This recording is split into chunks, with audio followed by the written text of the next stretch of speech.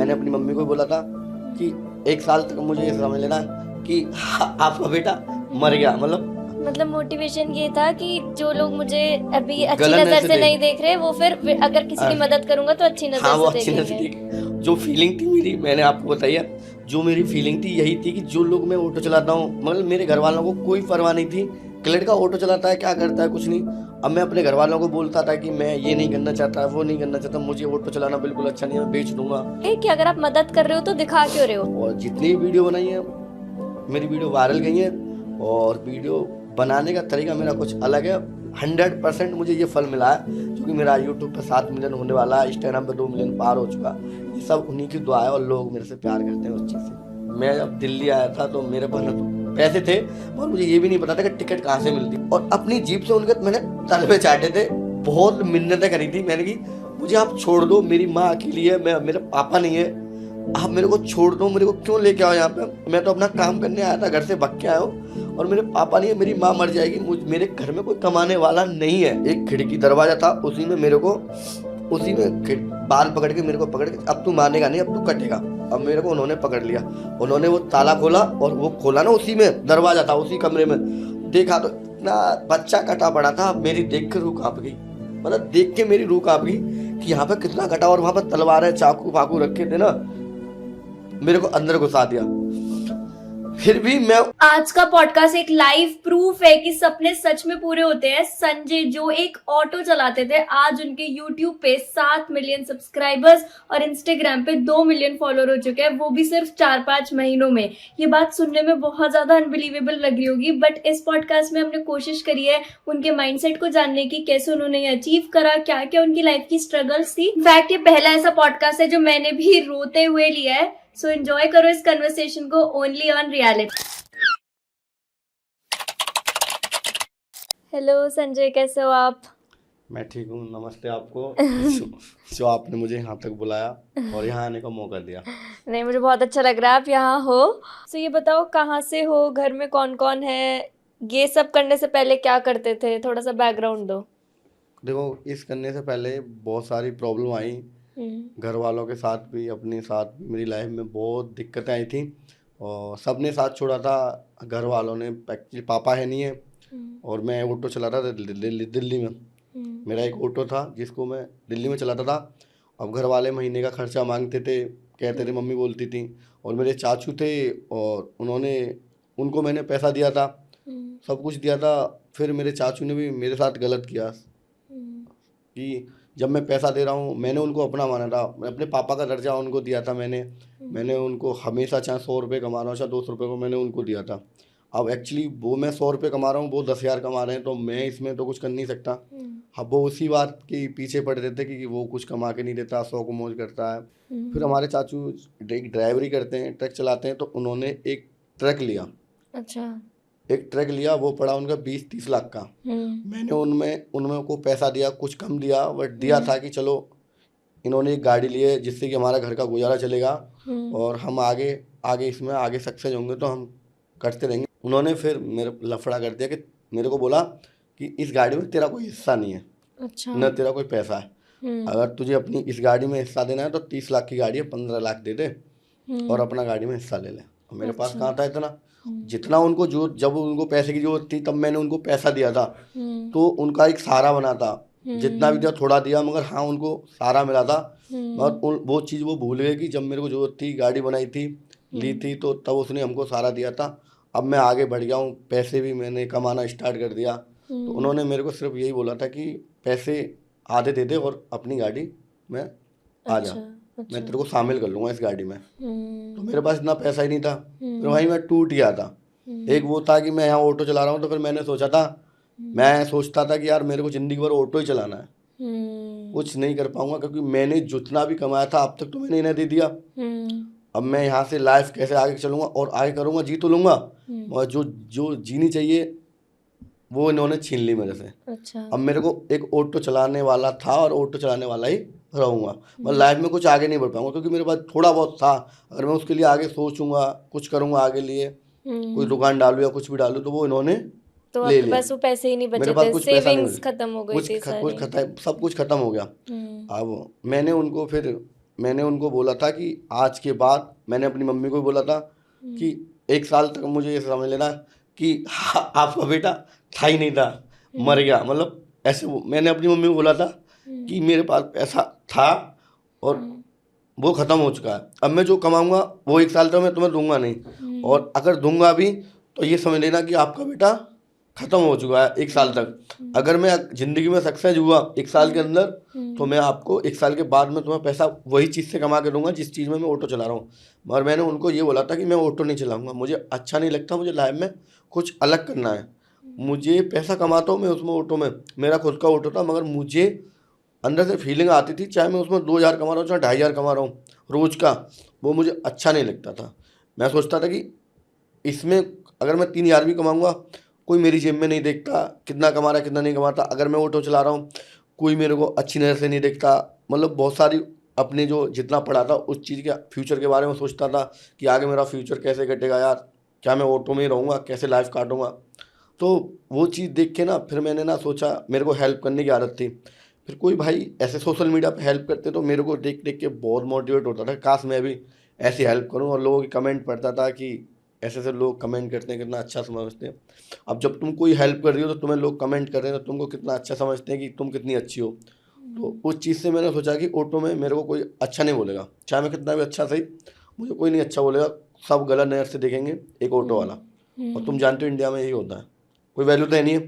तो इस चीज़ को देख के फिर मैंने अपना 1,000-1,500 कमाता था, जितना भी कमाता था पहले मैं सोचता था, फिर मैंने फ़ोन लिया, एक हेलमेट ख़रीदा, फिर मैंने हेलमेट में फ़ोन लगाने का वो चीज़ ख़रीदी, वो सब अपने ऑटो चलाता था तब मैंने ख़रीदा था। फिर मैंने गर्मियों में जून में मैंने वीडियो स्टार्ट बनाना शुरू कर दिया था। मतलब मोटिवेशन ये था कि जो लोग मुझे अभी अच्छी गलत नज़र नजर से से नहीं देख देख रहे वो फिर अगर किसी की अ, मदद करूंगा तो अच्छी हाँ, नजर वो से अच्छी नज़र से देखेंगे। देखे।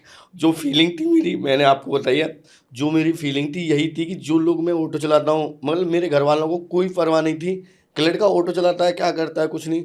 अब मैं अपने घर वालों को बोलता था कि मैं ये नहीं करना चाहता, वो नहीं करना चाहता, मुझे ऑटो चलाना बिल्कुल अच्छा नहीं है, मैं बेच दूंगा, मैं चाहे 10,000 रुपये की नौकरी कर लूँगा, बिल्कुल नहीं करूँगा, चाहे मैं भीख मांग लूँगा, मगर मैं ऑटो नहीं चलाऊँगा। क्योंकि मेरे को जितना मैं अच्छा हूँ अंदर से, मेरे को उस चीज़ से लोग देखते नहीं हैं। अब मैं प्रेजेंट में ऑटो चला रहा हूँ तो ऑटो वाला हूँ, चाहे मैं किसी को कुछ भी कर दूँ, कितना भी अच्छा कर दूँ, फिर भी मैं एक ऑटो वाला रहूँगा। तो उस चीज़ को देख के बहुत सारी दिक्कतों का सामना करना पड़ा मैंने। और मेरे चाचू बोलते थे मेरी मम्मी को कि तुम्हारा लड़का प्रधानमंत्री बनेगा, प्रधानमंत्री कुर्सी पे बैठा दो, इसके बड़े बड़े ख्वाब हैं। बहुत सारी दिक्कतें मैंने झेली हैं। मेरे घर वालों ने मेरे को मारा भी है, पीटा भी है, बहुत कुछ बोला है।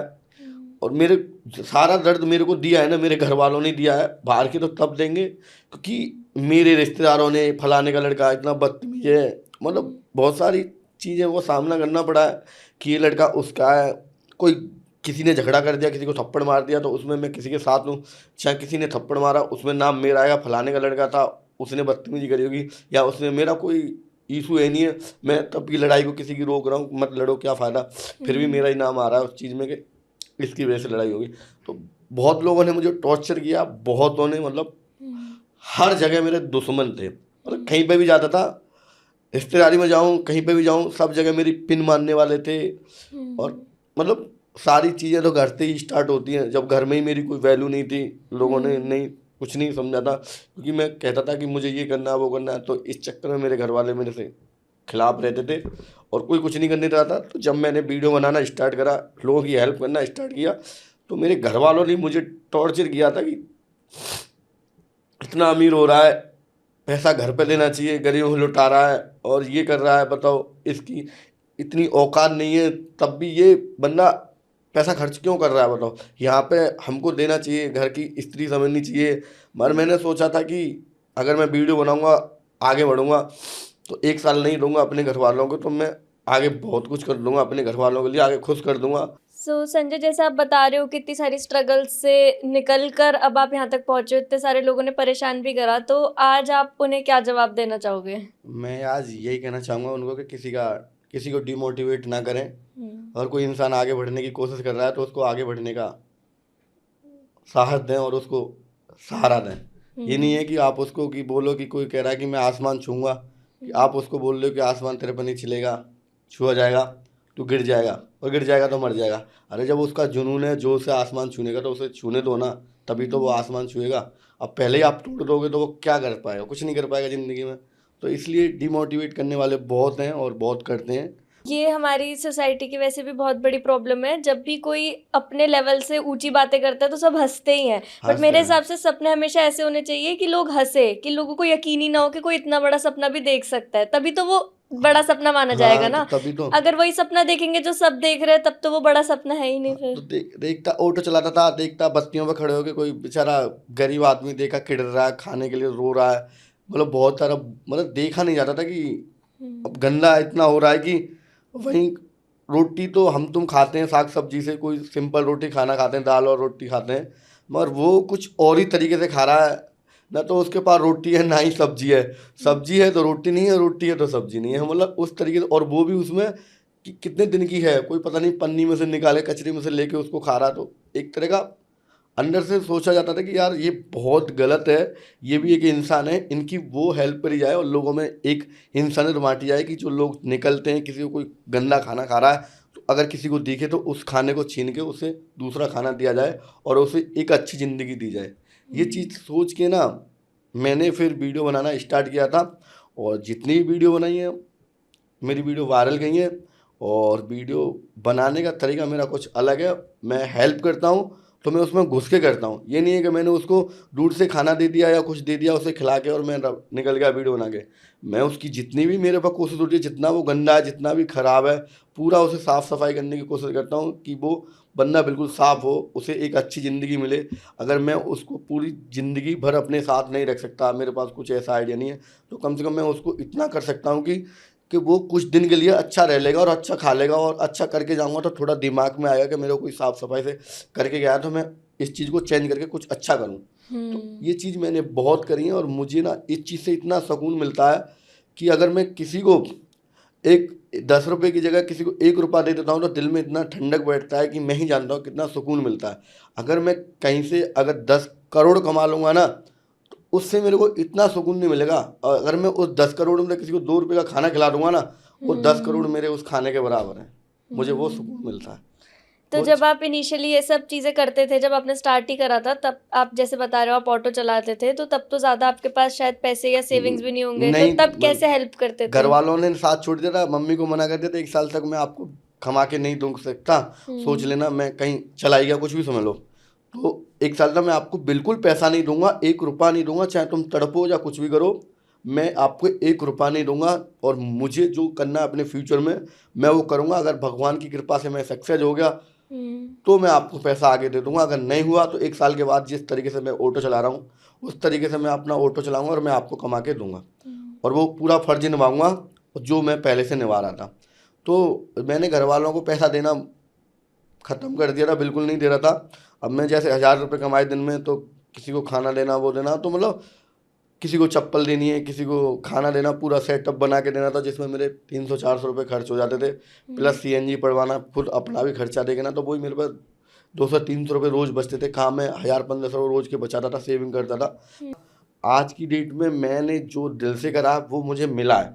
अगर कोई और होता ना मेरी जगह, कोई हेल्प करता, बहुत है मेरे से पहले पहले हेल्प कर रहे हैं, ना तो उसका चैनल ग्रो होता ना उसकी इंस्टाग्राम आईडी ग्रो होती, मेरे से अच्छी हेल्प कर रहे हैं। और जो मैंने दिल से करी थी ना, मैंने अपनी मेहनत का पैसा लगाया ऑटो का, पसीने में मैं ऑटो चलाता था, सवारी छोड़ता था धूप में, घर पे भी नहीं जाता था। तो वो चीज़ मेरे को वो भगवान ने मेरे को दी है। और जिनकी मुझे शायद आपने मदद करी उनकी भी उनकी दुआ बहुत लगी है मेरे को, उनकी दुआ ही लगी है मेरे को। मेरी मेहनत का नहीं है कुछ, मैं अपनी मेहनत नहीं मानता। मैं मानता हूँ जो लोगों को मैंने खाना खिलाया, कुछ भी दिया, उनका पेट भरा है, भी दोपहरी में कहीं धूप में वो पड़े, उनको सीरक में बिठाया, उनको खाना खिलाया, उनके साथ अच्छा किया है, तो वो चीज़ मेरे को मिली है। वो चीज़ जो कहते हैं ना कि अगर तुम अच्छा करोगे तो तुम्हें अच्छा फल जरूर मिलेगा, वो मैं लिख के देता हूँ। मैंने अच्छा किया, मुझे अच्छा फल मिला है, बिल्कुल मिला है। और 100% मुझे ये फल मिला है, जो कि मेरा यूट्यूब पे 7 मिलियन होने वाला है, इंस्टाग्राम पे 2 मिलियन पार हो चुका। ये सब उन्हीं की दुआ है और लोग मेरे से प्यार करते हैं उस चीज़ से। नहीं। और जो भी मैं हेल्प करता हूँ तो कोई दिखावा नहीं करता, कोई उसमें ये नहीं करता, जो मेरे से होता है उसमें अंदर घुस जाता हूँ, चाहे वो कितना भी गंदा सही, कितना भी उससे बदबू आ रही सी, वो मेरे लिए भगवान है। मैं भगवान की तरह उसकी सेवा करना चाहता हूँ और सही उस चीज़ का बात है। फल मुझे मिला है। मुझे 100% पता है आपको इस कन्वर्सेशन को सुनने में बहुत ज़्यादा मज़ा आ रहा है। बहुत सारे लोग हमारे पॉडकास्ट को कंज्यूम करते हैं बट सब्सक्राइब करने में कंजूसी कर देते हैं, इसलिए बस 2 सेकंड निकाल लो यार, नीचे ही सब्सक्राइब का बटन है, सब्सक्राइब कर दो और एंजॉय करो इस कन्वर्सेशन को। नहीं, काफ़ी अच्छा है, आपकी ग्रोथ भी अच्छी हुई और अब आप जिनकी आप अभी थोड़ी सी हेल्प कर पाते थे अब आप उनकी पूरी कंप्लीट हेल्प कर कंप्लीट पाओगे हेल्प करता हूँ। इस सब ग्रोथ की वजह से। हाँ बहुत अच्छी बात है। बट जब भी हम सोशल वर्क की बात करते हैं या हेल्प की बात करते हैं तो एक सवाल सबसे ज़्यादा ये आता है, आपके पास भी ऐसे कमेंट्स आते होंगे कि अगर आप मदद कर रहे हो तो दिखा क्यों रहे हो? हाँ, तो उस पे आपका क्या जवाब है?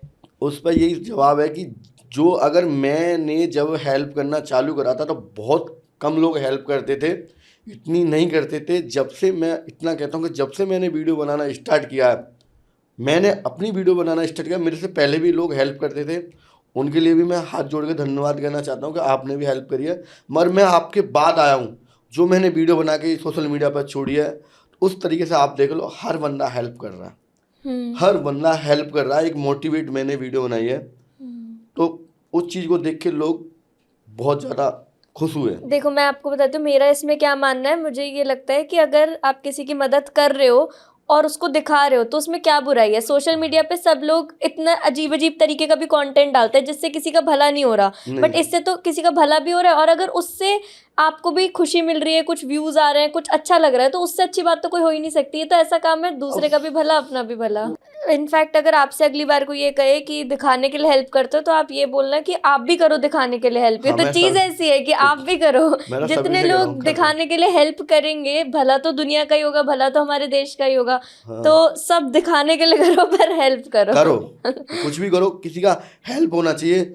और अगर आप कैमरे के सामने भी कर रहे हो या कुछ भी कर रहे हो, अगर मैं किसी भूखे आदमी को खाना दे रहा हूँ, वो भूखा है, मेरे सामने कैमरा लग रहा है, वो कैमरे को नहीं देख रहा, वो आप पे खाने को देख रहा है और वो खाने को खा के आपको दुआ देगा। वो ये नहीं कहेगा उसने क्या लगा रखा, क्या कैमरा लगा रखा, क्या बना के ले गया, बस उसे ये दिखेगा कि मैं भूखा था और मुझे उस टाइम खाने को भूख मिटाने के लिए खाना मिला और उस चीज़ से मेरा पेट भरा, पेट भर के मैं उसके लिए दुआई दूंगा और वो दुआई देगा और चैन की नींद सोएगा। थोड़ा सा आप मुझे अपने बचपन के बारे में भी बताओ, क्या क्या क्या था, पढ़ाई करी नहीं करी? नहीं, बचपन में बहुत सारी प्रॉब्लम आई थी। पापा थे मेरे, मेरी मम्मी को मारते थे, मतलब कहते हैं कि गलत काम करते थे, मतलब यही दारू वारू पीते थे। तो आपके पिताजी भी ऑटो चलाते थे? नहीं, पापा मेरे फ्रूट का काम करते थे दिल्ली में, अच्छा मगर वो गलत काम ये करते थे कि पीते थे अच्छा। और पीते थे। उनको वैसे यहाँ मेरे पापा अच्छे थे, बुरा नहीं बोल रहा, मगर उनका माइंड है ना, घर वालों ने यही मतलब डिप्रेशन में वो चले गए होंगे, कुछ भी करते थे, मम्मी को मारते थे, पीटते थे। जो तब आप कहाँ रहते थे? गांव में रहते थे। तो गांव कहाँ आपका? गांव हमारा अलीगढ़ के पास है। अच्छा, हाँ, आप अलीगढ़ के रहने हाँ, वाले मैं हो? अलीगढ़ का ही रहने वाला हूँ। अच्छा, सही तो है। वहाँ का ही हूँ मैं। तो आप दिल्ली कब आए फिर अलीगढ़ से? जब मैं अलीगढ़ से यहाँ पे दिल्ली के लिए रवाना हुआ, ट्रेन में बिगड़ टिकट के पकड़ा आया था, न कोई पता अच्छा। टिकट कहाँ मिलते, पैसा ही नहीं था, मात्र मेरी जेब में 250 रुपये पड़े थे और मैं ट्रेन से आया था ना, जब घर से निकला था तब तो मैं गुस्सा था कि मैं अब यहाँ पे आऊँगा नहीं, वापस घर पे नहीं आऊँगा। अच्छा। मम्मी कहती जा कहीं चला जा, बिल्कुल मत आइयो, चला जा। मैं मम्मी को छोड़ के, सबको छोड़ के, पापा तो हमारे पहले ही ख़त्म हो चुके थे बीमार पड़ के। तो जब मैं दिल्ली आया था तो मेरे पास ना तो पैसे थे, मगर मुझे ये भी नहीं पता था कि टिकट कहाँ से मिलती है। जब मैं पहली बार ट्रेन में बैठा हूँ और ट्रेन में बैठ के सब लोगों के पास में बैठ गया ट्रेन में, तो अब काले काले कोट पहन के आएंगे तो भैया मुझे तो पता है टीटी है, मगर मुझे तब भी नहीं पता था कौन है ये। अब तो पता है कि भाई तो टीटी है। तो वो मेरे पास आके बोलता है भाई हाँ टिकट। मैंने कही सर मेरी टिकट तो है नहीं है मेरे पास, सर मैं तो ऐसे से बैठ के आ रहा हूँ। कि जुर्माना होगा, आपको जेल जाना पड़ेगा। जेल क्यों जाना पड़ेगा सर? कि नहीं जाना पड़ेगा। एक भाई था कोई पास में बैठा था जिसकी 20-25 रुपए की टिकट आती थी, तो उन्होंने मेरे से पानी की बोतल मंगाई थी रेलवे स्टेशन पे। एक रेलवे स्टेशन रुका था कि बेटा यहाँ से पानी की बोतल लाना, बच के ट्रेन रुक गई है। तो मैं पानी की बोतल लेके उनको दे दी थी, तो उनको अच्छा लगा कि इसने मेरे को पानी की बोतल ला दी। तो मैंने उनको पानी की बोतल ला के दे दी। तो टीटी आया तो उन्होंने उस टीटी को समझा दिया कि पैसे हम दे देंगे इसके, आप इसे मत लेके जाओ। तो उन्होंने मेरा जुर्माना भरा था। अच्छा। और मैं उनके साथ यहाँ तक आया था। थोड़ा बड़े बूढ़े अंकल थे और आंटी थी, उनका सामान लेके मुझे ये भी नहीं पता नई दिल्ली आके आ गया। अब वो अपना नई दिल्ली से ये भी नहीं पता कि नई दिल्ली क्या है। अब वो यहाँ से वो चले गए अपने घर, उनको रास्ता पता था। अब मेरे को हो गई रात। अब मैं कहाँ जाऊँ मुझे तो खुद ही नहीं पता। मेरे को सिर्फ एक नंबर याद था उनका कि जहाँ पे मुझे आना था रिश्तेदारों का, जो मेरे जीजा लगते हैं। अब मैंने उनके पास फ़ोन तो नहीं किया, मैंने कही सुबह फ़ोन करूँगा, सुबह चला जाऊँगा। अब मैं यहाँ पे सो जाता हूँ। अब मेरे को वहाँ पे मैं सो गया, मैं जहाँ पे लोग सोते हैं रेलवे स्टेशन पे, वहाँ पे मैं सो गया। अपना ये पन्नी थी, मैंने अपने कानों के नीचे रख के मैं सो गया।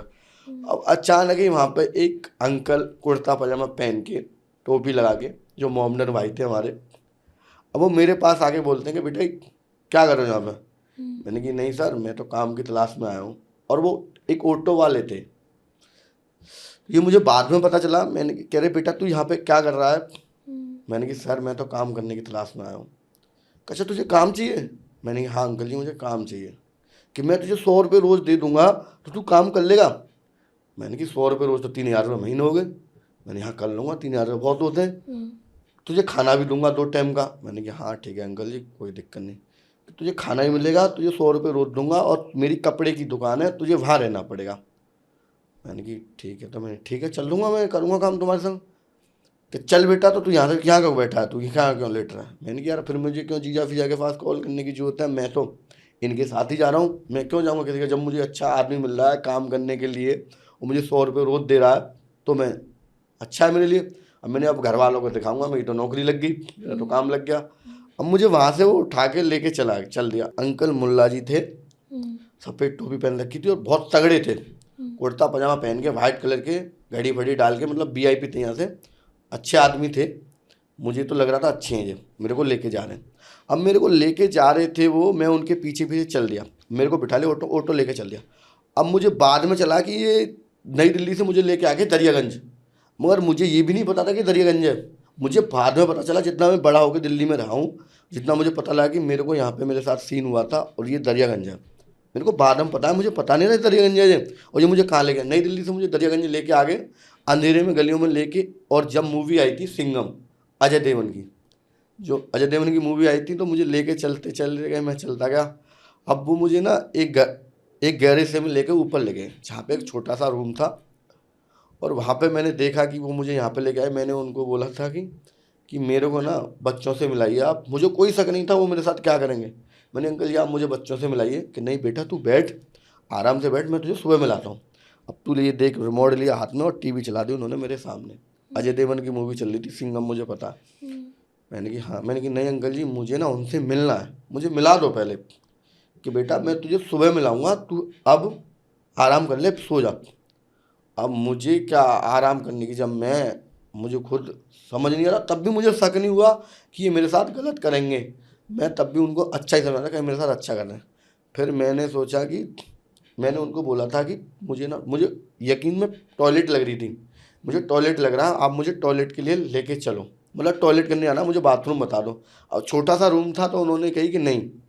अब उन्होंने मेरे को ना एक कोने में एक बोतल रखी थी, वो मेरे पकड़ा दी कि तू इसमें टॉयलेट कर ले। मैंने क्यों, मुझे टॉयलेट करनी है। अब उन्होंने बोतल पकड़ा, इसमें मुझे शक हो गया कि मेरे साथ गलत हुआ है। अब मैं उनसे बोल रहा हूँ कि मुझे बोतल में नहीं करनी, मुझे ना आप मुझे बाहर निकाल दो। और मैंने सोचा ये बोतल में मेरे को टॉयलेट कराएंगे तो मैं यहाँ करूँगा तो यहीं रखेंगे, मैं बाहर चलाऊँगा तो भाग जाऊँगा। मैंने सोचा मैं भाग जाऊँगा, मगर मैंने तभी की तभी इतना सोच लिया था कि तेरे साथ गलत होगा, तू किडनैप हो गया। मैंने इतनी देर में अपने माइंड में सोच लिया, इतने उसने बोतल दी ना मेरे को, मैंने कहा अब तू मेरे माइंड में आया कि तू किडनैप हो गया, तेरे साथ गलत होगा। अब मैंने कहा नहीं मुझे नहीं करनी टॉयलेट, इसमें मुझे बाहर जाना है।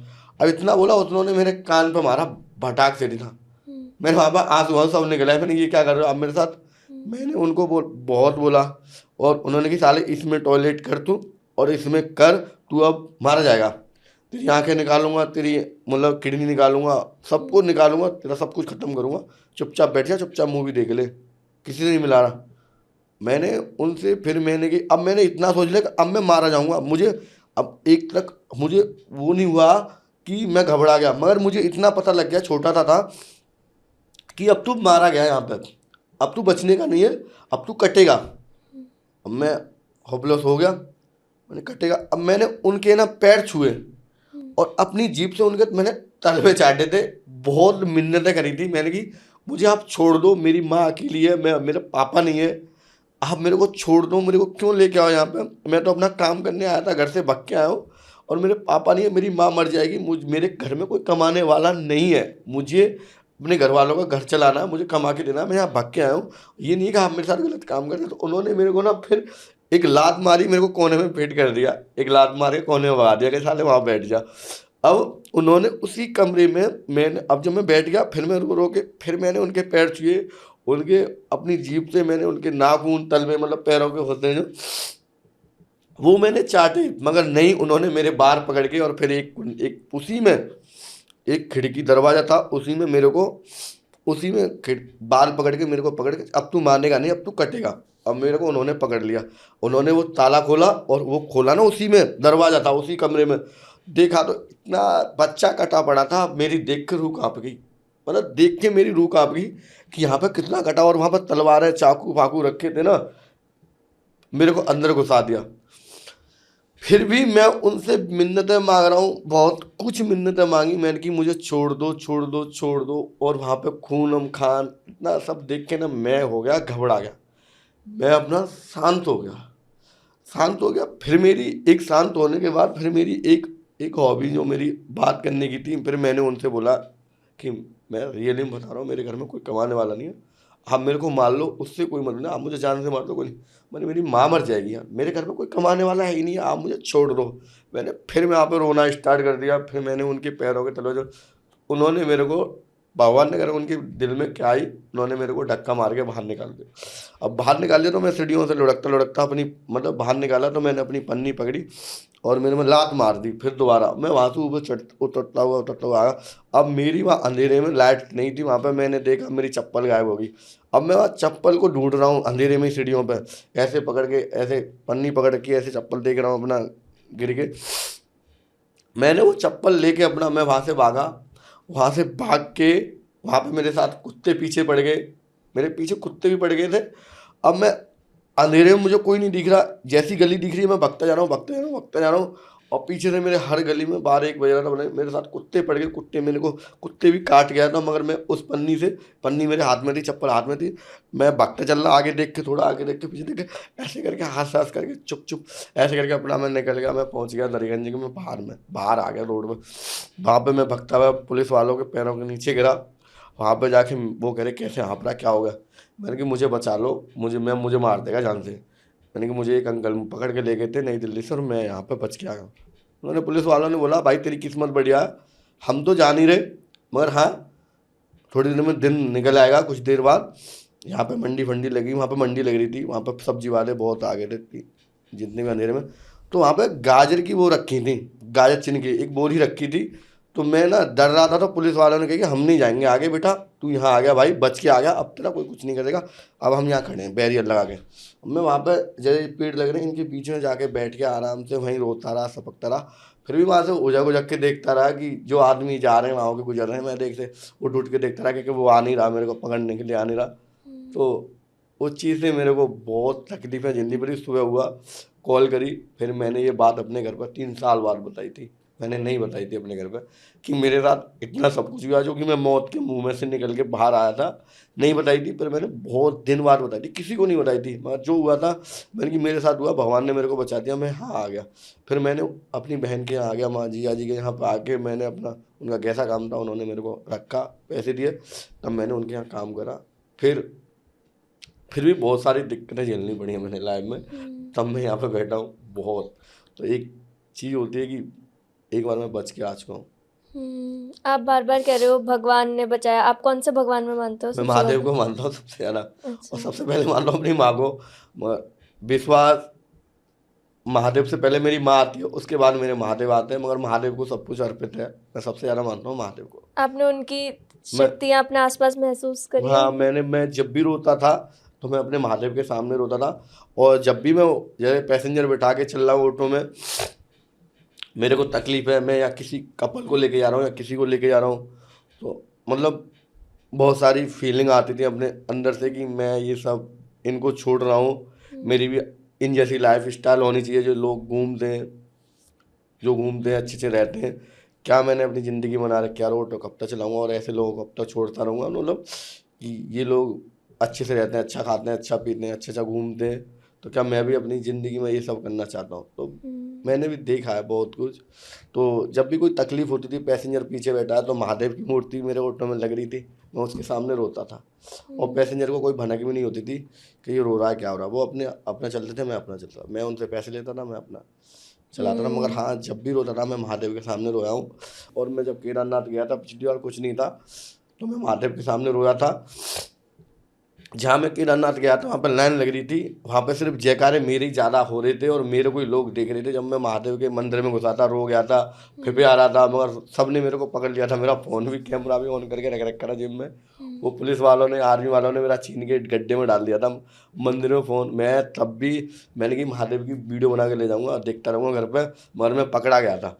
पकड़ के उन्होंने मेरा फ़ोन उठा, मैं जब रो रहा था, फिर आ रहा था, जयकारे लगा रहा था, तो वहाँ पर मेरा फ़ोन का कैमरा था, मैडम पुलिस वाली थी, उन्होंने निकाल के फेंक दिया वो कैमरा, फ़ोन मेरा। और कही लगाओ जयकारे को। मैं खूब तगड़ी तरह जयकारे लगाए वहाँ केदारनाथ पर, सब लोग मेरी वीडियो बना रहे, देख रहे।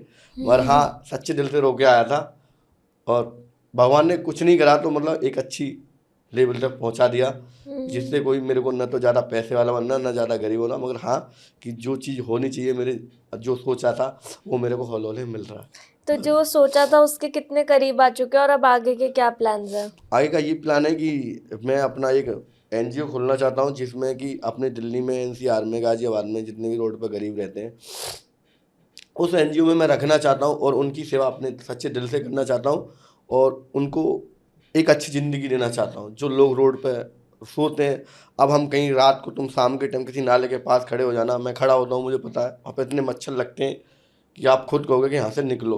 तो वो लोग पूरी पूरी रात कैसे काटते हैं खुद नहीं पता। अगर एक बार तुम रात में बिगर गाड़ी के, बिगर वाके किसी रोड के किनारे सो के देखना, तो आपको अपनी ज़िंदगी के बारे में खुद एहसास हो जाएगा कि इन गरीबों की ज़िंदगी कैसी होती है। बहुत तो अभी आपने ऑटो आप चलाना आपने छोड़ दिया या अभी भी चला रहे नहीं, हो? चलाता हूँ, लोगों की हेल्प करता हूँ उससे। अच्छा, बट अब वैसे नहीं चलाते? नहीं चलाता। कितने टाइम पहले छोड़ा? नहीं, 3 महीने हो गए मुझे ऑटो छोड़ते। 3 महीने हाँ, हो गए। ऑटो तो मैं शुरू से चला रहा हूँ, अब भी चला रहा हूँ, हाँ। बट अब हेल्प करता हूँ लोगों की। तो अब कहीं जाते हो लोग पहचानते हैं? मास्क लगा लेता हूँ। क्यों? अच्छी बात है, पहचानेंगे। अब बिगर मास्क की भी पहचान लेते हैं, हर जगह पहचान लेते हैं। मैं जहाँ भी जाता हूँ वहाँ पे लोग मुझे पहचान लेते हैं, मना नहीं कर रहा। तो अब वो लोगों के आंखों में वो इज्जत देखते हो अब आप अपने लिए, जो पहले आपको लगता था हाँ, कि नहीं बहुत है? इज्जत है, बहुत अच्छा लगता है कि एक कॉन्फिडेंस मिलता है कि मैं जहाँ जिस रास्ते पर चल रहा हूँ बहुत अच्छा। और आने वाले कल में देखो, इंसान का जन्म है ना, बहुत अच्छा है। अगर इंसान अच्छे से सोचे तो मैं तो सोचता हूँ मैं इतने अच्छे कर्म करूँ कि मुझे अगले जन्म में भी इंसान का जन्म मिले, मैं लोगों की हेल्प करूँ। अच्छा। ये आधी जिंदगी कट गई, आधी कट जाएगी, मगर इतने अच्छे कर्म करूँगा आने वाले कल में मेरे को इंसान का जन्म दोबारा मिले, क्योंकि मैं इस इंसान के जन्म से बहुत ज़्यादा प्यार करता हूँ। और बहुत अच्छा, अगर अच्छे से जियो तो इसमें बहुत चीज़ें सोचनी है, समझने की बात है, मगर सोचोगे तो बहुत अच्छा लगेगा। अगर अच्छे से रहोगे तो कोई टेंशन नहीं रहेगा। जिनकी आप मदद करते हो फिर आप उनको दोबारा पीछे मुड़ के देखते हो, मतलब क्या आप कुछ दिन बाद भी देखते हो कि अब उनकी हाँ, क्या पूरा करता सिचुएशन हूँ। है? अच्छा। हाँ, पूरा करता हूँ, ऐसा कुछ नहीं है। फिर उनकी वीडियो नहीं बनाता, अच्छा। फिर नहीं बनाता। अगर एक बार किसी का वीडियो बना दिया मैंने तो बना दिया, फिर मैं उसके जाऊँगा तो ऑफ कैमरा के बाद हेल्प करूँगा, उसको अच्छा। समझाऊंगा अच्छा। ये सब मत करो। और आपने किसी को ऐसा देखा कि आपकी मदद के बाद उनकी सिचुएशन काफी ज्यादा अच्छी हो गई है? हाँ, बहुत है। और ऐसा भी है कि जिसको मैं सामान दे के आता हूँ वो सामान बेच के भी खा जाते हैं, अच्छा। मजबूरी होते हैं। हाँ, हाँ। अब मैंने एक भाई की हेल्प करी थी, तो उन्होंने जिनको वेटिंग मशीन दी थी, सामान कपड़े लत्ते दिए थे, वो वेटिंग मशीन को भी बेच के खा गए। अच्छा। उनके पास मजबूर किराए पे जाने के लिए पैसे नहीं थे, गाँव जाना था उन्हें। दोबारा वेटिंग मशीन दी, पैसा दिए, अच्छे से रह रहे हैं।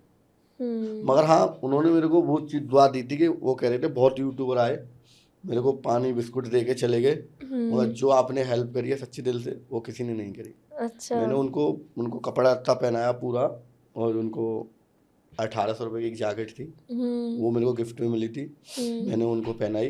अच्छा। और जूते पहनाए, जो भी पूरा सेटअप था, टोपे वोपे बहुत सारी आइटम थे, उनको पहना के बढ़िया तरह से एक अच्छी तरह से उनका लेवल सही करा और उनको एक वेटिंग मशीन दी। फिर उन्होंने वो बेचे खा ली, बेचे खाने के बाद फिर मैंने उनको 1000 रुपये दिए और फिर वेटिंग मशीन दी, अच्छे से रह रहे हैं, अच्छे से। अच्छा। और उन्होंने अपना काम भी कर लिया। अब मैं जो देखता हूँ, कल भी मैंने रिक्शा किसी को दिया है बेचारे को, जो देखा रोड पर, बिल्कुल ही देखा नहीं, मतलब एक चलते हुए भीख मांग रहा है, तो वो मेरे को देखा नहीं गया। फिर मैंने उसको ना परसों देखा था, फिर हमने परसों ही जाके रिक्शा खरीदा, रिक्शा है हमारे 10.5 का, 2,500 रुपये हमारे लगे छत में, छत बनवाई, और 1100 रुपये का हमारा पानी और चिप्स विप्स आया था, वो हमने सजा के दिया, और हमने उनको नहलाया धुलाया, कपड़े लत्ते पहनाए बढ़िया तरह से, उनको स्टैंडर्ड बना के, और उनको रिक्शा गिफ्ट कर दिया। अब हमने उनको ये बोला था कि आज के बाद तुम्हें भीख नहीं मांगना। वो सच्चे दिल से कह रहे, रो गए थे कि हम भीख का नाम ही लेंगे, मैं अब इससे पैसे कमाऊंगा और इससे चलूँगा। और उनको किसी ने रिक्शा नहीं दिया, जबकि दिल्ली में चलते हैं बहुत सारे एनजीओ हैं। एक्चुअली मेरे पास एनजीओ नहीं है, अपने लोगों का सपोर्ट है, जो लोग मेरे से जुड़े हुए हैं वो डोनेशन करते हैं, मैं उस पैसे को आगे खर्च करता हूँ, और मुझे अच्छा लगता है।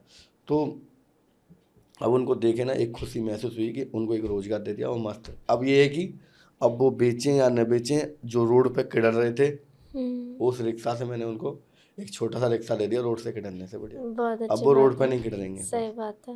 बस ये आपकी क्या एज है? बताया 25-26 साल होगी मेरी। अच्छा। 98 में जन्म हुआ था। अच्छा। बट एज क्या बताऊं क्या। जैसे आप बता रहे थे कि आप भी अपने ऑटो में पीछे लोगों को बैठे देखते थे, तो आप चाहते तो उनकी जैसी जिंदगी हो, तो क्या प्लान आपका आगे, फैमिली का, शादी का? मतलब देखो शादी मेरी हो चुकी है। अच्छा, हो चुकी है? ये तो आपने बताया ही नहीं। शादी मेरी हो चुकी है। अरे वाह। आज से 10 साल बाद आप अपने आप को कहाँ देखते हो, कैसा फ्यूचर चाहते हो? मैं फ्यूचर तो कुछ नहीं चाहता, मैं आज जो बैठा हूँ, और आज से 10 साल बाद मैं चाहता हूँ कि रोड पे कोई गरीब नहीं रहे और भूखा नहीं सोए, और मैं चाहता हूँ कि वो अच्छी ज़िंदगी जिए और अच्छा उसको मिले और अच्छी इज्जत मिले।